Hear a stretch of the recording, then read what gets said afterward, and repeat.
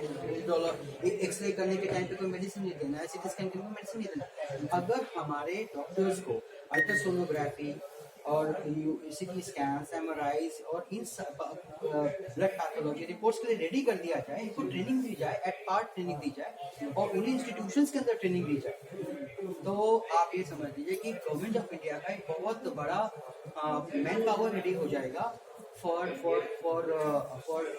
working in a larger scale. But the availability of the specialist for making the this type of skill based medical technology based, तो वो यहाँ से मिल जाएगा। And इसके लिए एक स्टेप ऑलरेडी गवर्नमेंट ने ले लिया है, because I have recently heard that कि the Ayurvedic doctors can now apply for the radiology and like that surgery. Yeah, surgery also, radiology also. I feel that personally that this benefit should be expanded in all through the interdiscipline of Ayush system equally. Not only limited to the Ayurveda, it should be expanded because expansion should be there, because talent हर जगह है, talent homeopathy में भी है, talent सिद्धा में भी है, talented students हर जगह अवेलेबल है। तो इसीलिए हम लोग अगर ये चांस लिमिटेड करके रखेंगे तो हमारे वो जो स्टूडेंट्स हैं अदर सिस्टम के, उनको हम कब यूज नहीं कर पाएंगे, अच्छे स्टूडेंट्स का यूज नहीं कर पाएंगे। जैसे हमारे एक स्टूडेंट है, उसने बोला कि मैंने एक यूएसजी का एक अनफॉर्मल ट्रेनिंग कोर्स किया है सर। तो I was very much I felt very grieved that कि एक फीमेल स्टूडेंट एफर्ट कर रही है किसी कॉर्नर में इंटर्नशिप खत्म करने के बाद में कि एक अल्ट्रासोनोग्राफी का मतलब कि अनसर्टिफाइड कोर्स कर ले। तो students have done this, but we don't have that mechanism. I want that. I was request that such mechanism should be open to all the Ayush students. So basically, जो skillful so that the students who are skillful, so that the students who are extraordinarily talented and their talent should be explored, and that explosion of the talent will be helping the population all India. People will be benefit after that because availability बढ़ जाएगी, villages में availability बढ़ जाएगी, है ना, everywhere the availability of this type of skill. Sir कोविड-19 से बचाव और इसके इलाज में होम्योपैथी किस प्रकार का है? देखिए मेरा जो एक्सपीरियंस है, because as you know that I have presented a paper yesterday on 10th or research study on the findings of the prophylactic findings, the immune booster of arsenic album, how it worked and what are the clinical profile of the symptoms. तो मेरा जो कहना है कि physicians को इसमें दो तरह से समझना है अपने रोल। पहला, फिजिशियंस को एक बहुत बड़ा योगदान देना होम्योपैथिक फिजिशियंस को होम्योपैथिक इम्यून बूस्टर डिस्ट्रीब्यूशन के लिए और प्रोफाइलैक्सिस के, ठीक है, ताकि हम उस पॉपुलेशन को बचा सके किससे, कोविड-19, करेक्ट। अच्छा, एक हेल्दी पॉपुलेशन को बचाना है।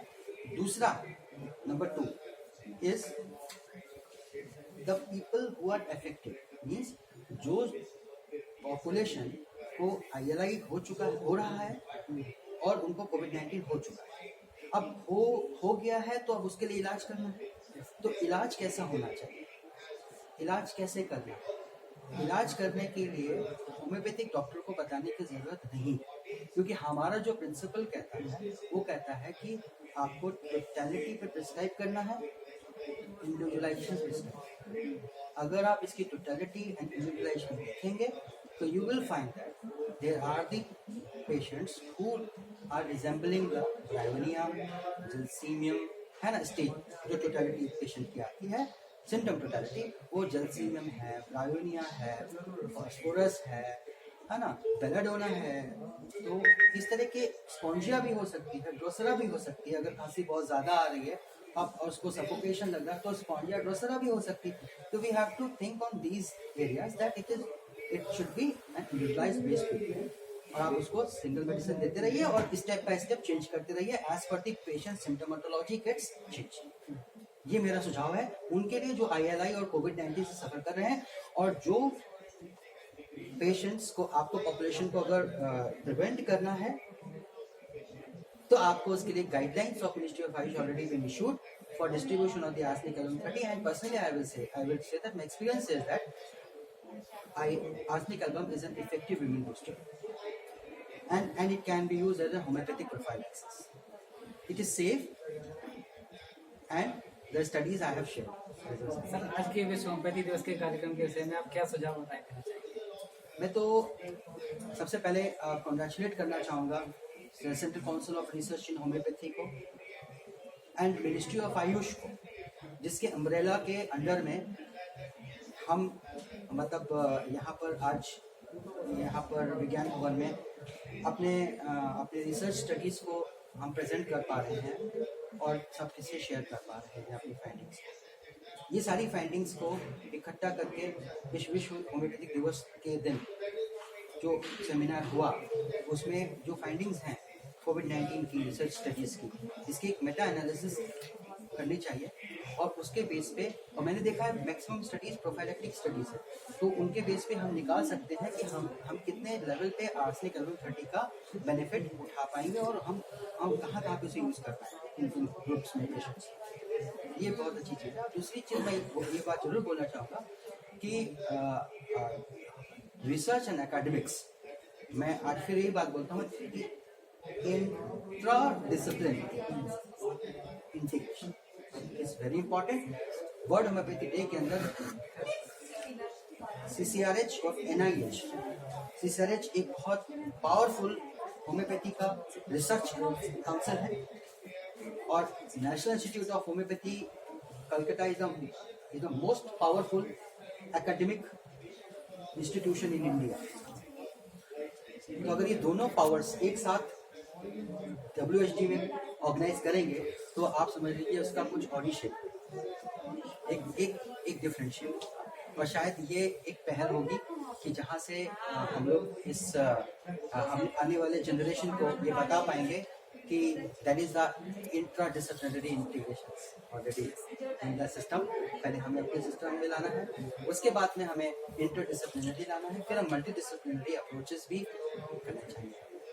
तो उस तरफ भी चल रहा है, सारी चीज़ चल रही। मिनिस्ट्री बहुत लेवल पे एड ऑन ट्रीटमेंट्स रिसर्चेस के लिए बात कर चुके हैं। हम लोग के कोलैबोरेशंस ऑलरेडी हो रहे हैं एम्स के साथ में। ओपननेस आ चुकी है, मॉडर्न मेडिसिन में भी ओपननेस आ चुकी है होम्योपैथी को लेके बहुत ज़्यादा, और इसलिए भी आ चुकी है बिकॉज हमारा जो डायग्नोस करने का तरीका है और मॉडर्न मेडिसिन का डायग्नोस करने का तरीका सेम, हमारी स्टडीज़ भी सेम ही है, तो हमारे लिटरेचर भी सेम है, बस क्या है हमारी मेडिसिन डिफरेंट है। वहाँ पे केमिकल फॉर्मुलेशंस दिए जाते हैं और हमारे यहाँ पे पावर फॉर्मुलेशंस दिए जाते हैं, पोटेंसीज फॉर्मुलेशंस दिए जाते हैं। ठीक है, तो हम इसी चीज़ को समझते हैं कि अगर हम आगे चल के इंटीग्रेशंस अगर इसी तरह से हम सोच बना के रखेंगे तो पेशेंट की बेनिफिट बढ़ती जाएगी। तो मुझे ऐसा लगता है भविष्य में ऐसा होगा ज़रूर कि हमारे स्टूडेंट्स एम्स न्यू दिल्ली में ही पढ़ेंगे, लेकिन वो होम्योपैथी पढ़ेंगे एज अ मेडिसिन, है ना। बाकी सारा सिस्टम तो हमारा मॉडर्न मेडिसिन की तरह ही है, सारे सब्जेक्ट्स। तो सबसे पहले सीड को, मैं मानता हूँ कि अगर सीड में जो कलर आप डालोगे वही फ्लावर निकलेगा, वही फ्लावर उसी कलर का फ्लावर निकलता है। तो अगर आप दो कलर को मिक्स करके डालोगे तो हाइब्रिड एक दो उसका कलर ही दिखेगा आपको, और वो कलर जो होगा एक न्यू कलर होगा। और वहीं से हमारे कहते हैं कि जो यही छात्र हमारे आगे चल के उसमें बैठेंगे जाकर किसी बड़े मतलब कि एडमिनिस्ट्रेटिव पोस्ट पे बैठेंगे, तो वहाँ पर उनके अंदर एक एक्सेप्टेंस रहेगी इंटीग्रेशन की, क्योंकि वो अपने बचपन से ही उन्होंने देखते आए कि उनकी स्टडीज भी साथ में हुई हैं, इंटीग्रेशन भी साथ में हुई, एक्सेप्टेंस। सर आपका बहुत बहुत धन्यवाद, आपको विश्व होम्योपैथी दिवस की हार्दिक शुभकामनाएं। Thank you so much.